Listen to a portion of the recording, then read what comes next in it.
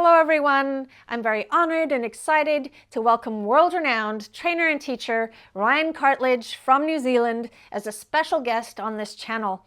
Ryan is going to be going over an entire training plan for teaching his amazing little dog, Fibi, how to do an open mouth behavior for vet visits.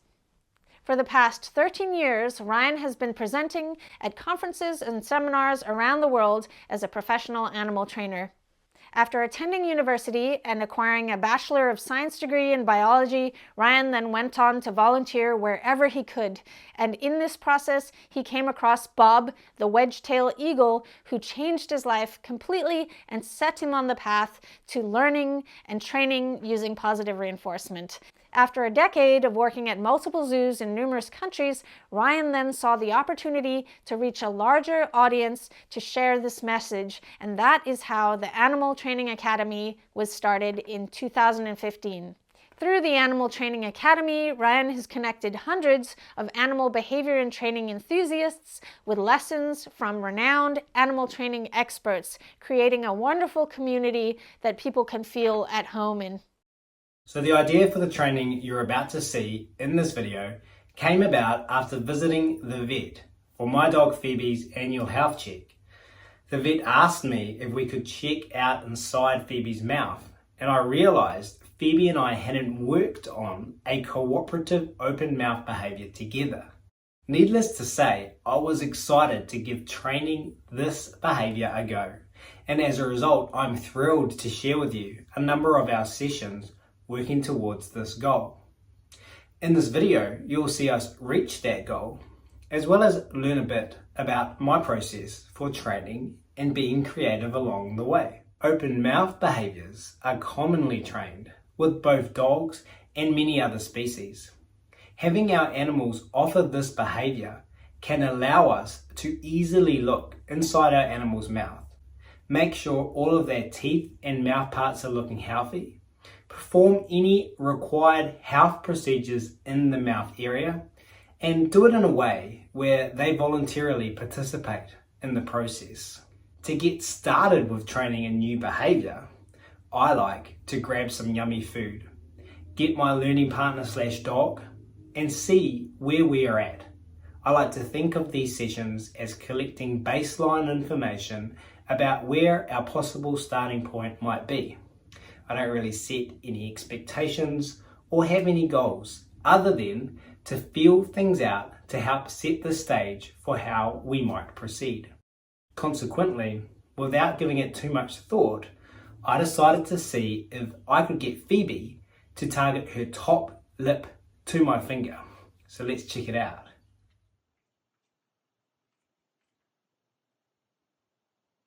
Good.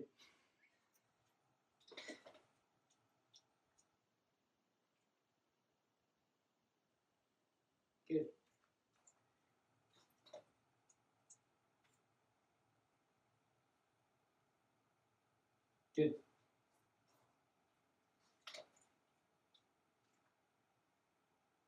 Good.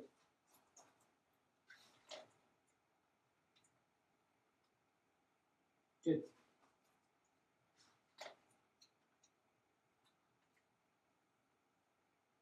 Good. I then shared our training with a fantastic colleague of mine, Sarah Owings, a dog trainer from California in the USA. One of her astute observations was that part of Fibi's target behaviour was a very tightly closed mouth, so seemingly a different approach might be beneficial. So we tried numerous other things, including thinking about times where Fibi offered an open mouth behaviour and we might be able to capture it. And when I say capture it, what I mean is capture behaviour, adding positive reinforcement after a behaviour your animal already does. So, for example, Fibi opening her mouth is a behaviour she does a lot throughout the day. And so my job was to think about a time I might be able to predict her doing it and then capture it. One such time I thought about was when we are playing. Fibi will open her mouth and chase my hand. Consequently, I just started to capture this behaviour with a click and some food. and then incorporated the top lip target into this. You can see the beginnings of this in this next video. Good.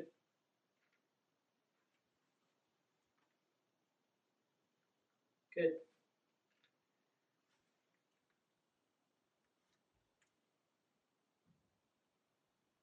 Good.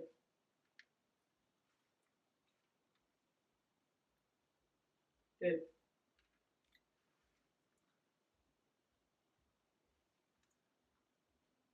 Good.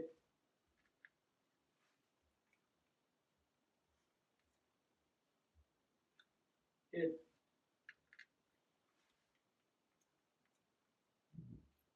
Good. After feeding, I started to notice that Fibi would often lick her lips a bit. I decided therefore to add some food tosses in to give Fibi more time to consume her kibble. I really like this approach because it also allowed me to gather more data and consequently hypothesize how Fibi was feeling about everything, i.e. how quickly Fibi returned to me after the food toss could offer insight into what she thinks about the training. If her time/latency to return increased, and at times it did, it might suggest that she is not enjoying it as much as I might like. I also added a footstool to bring Fibi up and closer to my eye level.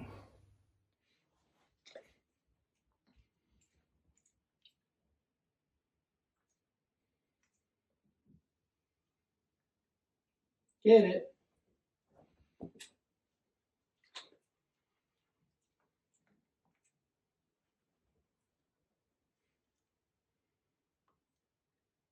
Get it.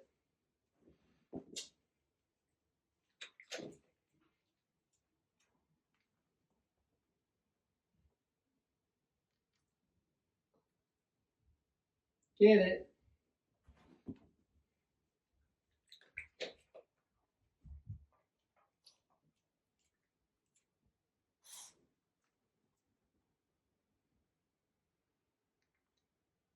Get it. With all of the steps I had taken so far, I still struggled with my timing and capturing a specific size gape and a still mouth for duration. So I decided to experiment with some new ideas. I am a big fan of using my environment to help measure specific components of what I do. So I purchased a compass and modified it. I hoped this would help me ensure I was clicking the same gate every time by having something more visual to click.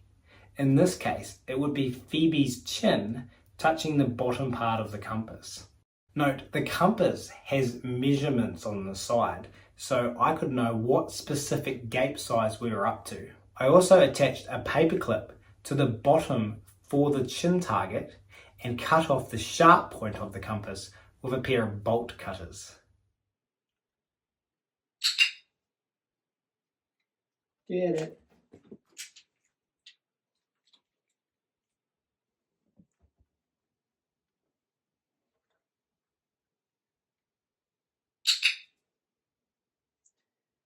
Get it.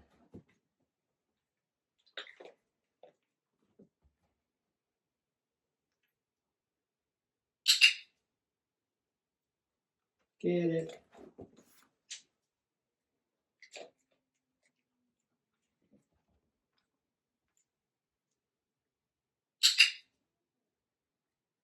Get it.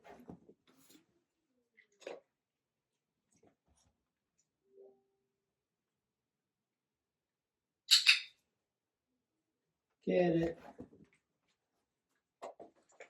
With the compass strategy, I found that I had some challenges holding the compass in a way that worked for both Fibi and I.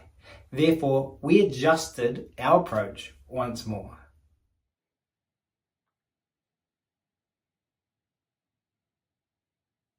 Good.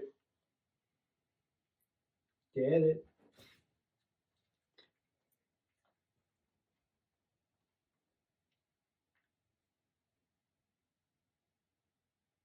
Good. Get it.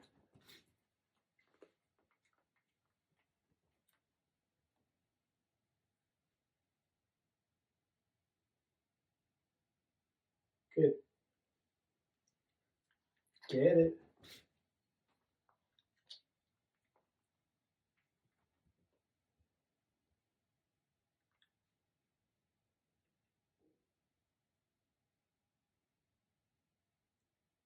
Good. Get it.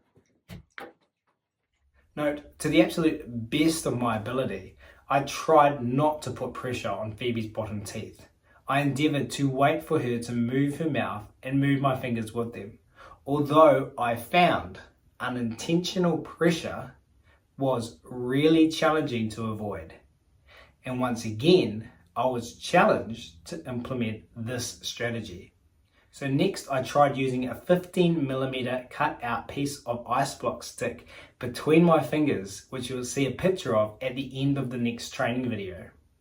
The piece of ice block stick meant I could apply pressure with both fingers down on the ice block stick, and my fingers wouldn't therefore move / put pressure downwards on Phoebe's bottom lip.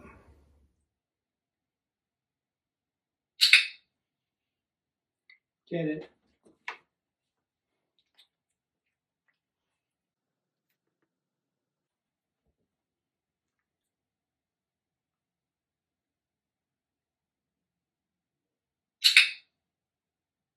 Get it.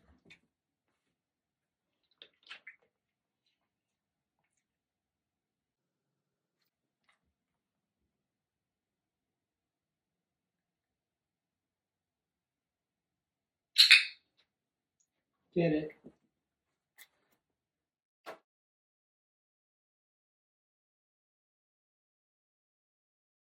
We started getting great success with this strategy, and for the first time since starting to train this, I felt confident, pushing duration up past 2 to 3 seconds. 1, 2, 3, 4, 5, 6, 7, 8, 9, 10. Get it. We then shifted to me using a 20mm piece of ice block stick and added in a torch. So we are ready now for moving this behaviour to new locations, and if an opportunity arises, trialling it out in the vet office.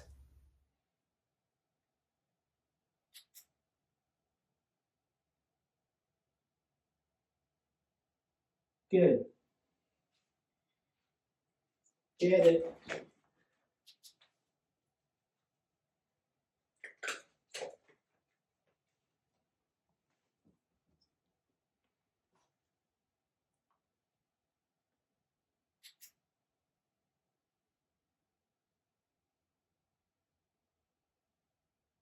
Good. Get it.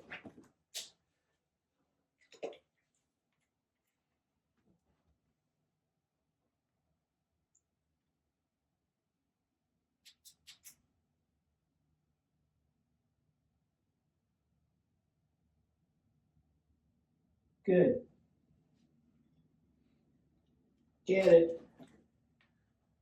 A week before filming this video, I did have to take Phoebe to the vet for something, and we got an opportunity to try it out, so let's watch.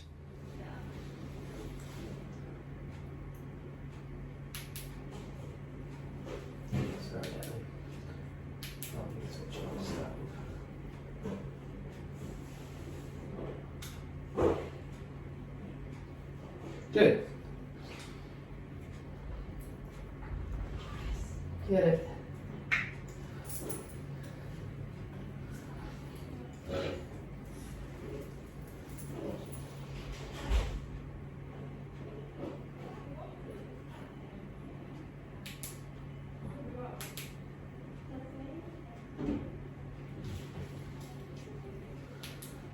Who is that?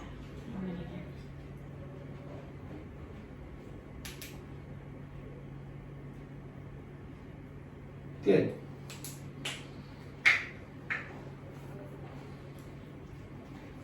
Get it. Well, there you have it, our journey to an open mouth behaviour for vet exams so far. and we are looking forward to continuing to work on this over the coming while. Here are a few more examples as well from our members of my online community that is part of a paid online membership for my Business Animal Training Academy. Of course, every animal you work with is an individual, and equally, you as a trainer are an individual learner as well.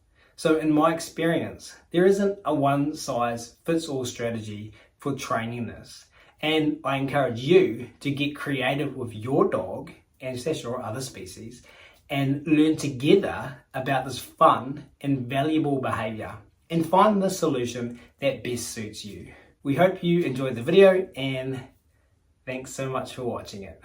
I hope you enjoyed that presentation as much as I did. To find out more about Ryan Cartlidge, check out the description below, where you can find links to his amazing Animal Training Academy podcasts, which I actually listen to nearly daily because I listen to them when I'm driving my car, and it really makes it a positive experience to drive.